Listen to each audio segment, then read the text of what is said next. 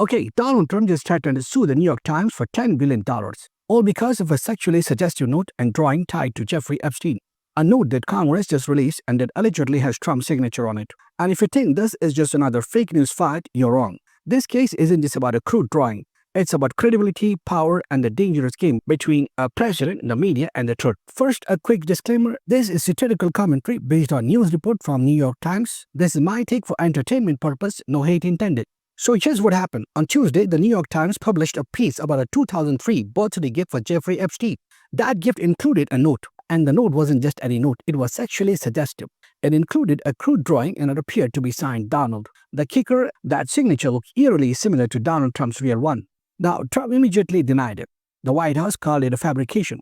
And within 24 hours, Trump's personal lawyer, Edward Polzik, sent the Times a letter demanding a retraction, an apology, and raising the prospect of a $10 billion lawsuit. That's not just a lawsuit, that's a financial nuclear bomb. This isn't the first time Trump has threatened to sue a news organization.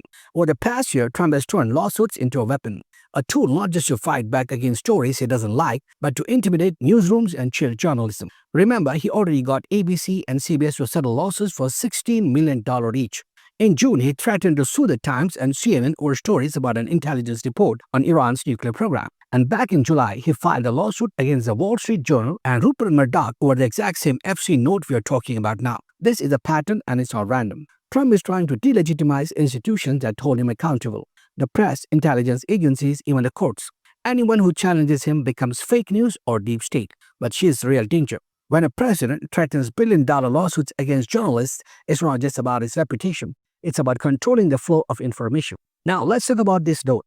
Congress released it as part of a batch of documents from Epstein's estate. Inside was a crude drawing of a naked woman alongside a dialogue supposedly between Trump and Epstein. The Times didn't just print rumors, they compared the signature on that note, Donald with a long tail at the end of the D, to personal notes Trump wrote to New York City officials from 1987 through 2001.